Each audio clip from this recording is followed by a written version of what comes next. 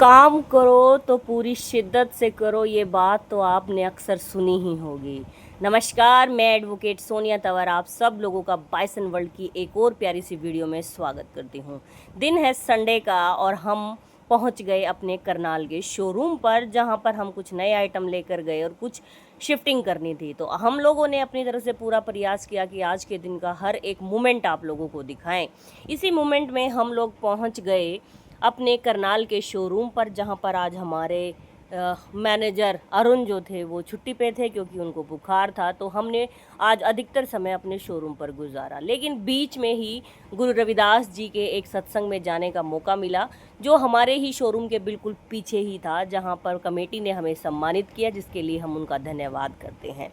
मैंने अक्सर लोगों को ये कहते हुए सुना कि मेहनत करो तो इतनी करो, शिद्दत से करो, आत्मा से करो तो काम ज़रूर कामयाब हो जाया करते हैं। हम लोगों ने बहुत बार कोशिश करी कामयाब होने की, लेकिन हमेशा एक बात ही समझ में आई कि किस्मत जो है वो कुछ और चाहती है, किस्मत जो है वो कुछ और चाहती है। और सोचते सोचते पता नहीं कितने तो पैसे खराब किए, कितना समय खराब किया, जीवन का एक महत्वपूर्ण समय केवल संघर्ष में ही बिता दिया।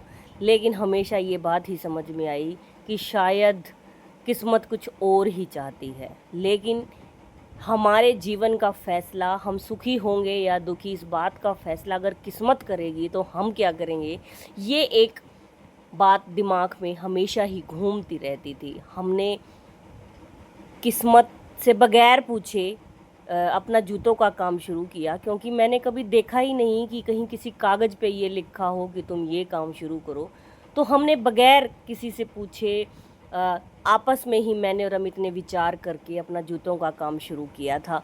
और उसी काम को हमने 2 बार शुरू किया और एक बार हम बहुत ज़बरदस्त तरीके से विफल रहे, जो कि मैं अपनी पहली वीडियो में आपको बता चुकी हूँ, जो कि हमारी ही गलती के कारण विफल रहा था। लेकिन अब समझ में आया, क्योंकि अब हम एक्सपीरियंस्ड हो गए, अब हमें अनुभव हो गया कि किस तरीके से कामयाब हुआ जाता है। धीरे धीरे ये बात समझ में आने लगी कि अगर कोई भी काम करना है तो उसमें आपको पागलपंथी की हद तक काम करना पड़ेगा, तब जाकर आप उस काम में कामयाब होंगे। फिर दिन देखा ना रात देखी और लग गए अपने काम को कामयाब करने के लिए।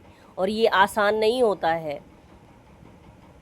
लोग कहते हैं कि अमित जी आजकल कहीं नज़र नहीं आते। वो नज़र इसलिए नहीं आते क्योंकि उन्होंने अपना पूरा का पूरा समय अपने काम को दे दिया है। क्योंकि जीवन के बहुत सारे साल हमने इसी तरीके से गुजार दिए।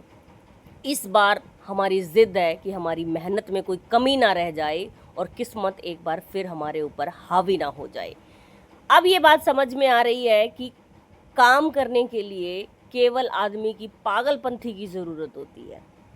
संडे के दिन हम सहारनपुर गए, वहाँ पर कुछ साथियों से मिले। देर रात को हम भूख लगी थी तो हम पहुँच गए डेरा सिरसगढ़।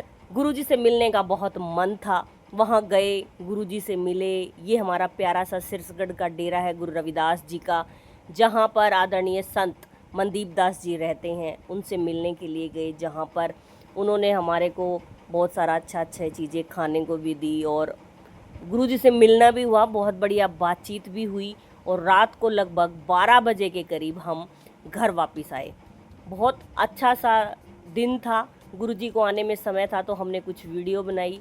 और ये गुरुजी का कमरा है जहाँ पर गुरुजी अपने सेवकों से मिलते हैं। तो हम वहाँ पर जाकर बैठ गए। जब तक गुरुजी आए हमने छोटी सी रील बनाई। फिर गुरुजी ने हम अपने गुरुजी से आशीर्वाद और सम्मान प्राप्त करने के बाद हम अपने घर वापस आ गए। गुरुजी ने हमें बहुत अच्छे अच्छे उपहार दिए और गुरुजी का बहुत बहुत धन्यवाद। जल्द आप लोगों के बीच में अलग वीडियो के साथ आऊँगी। Thank you.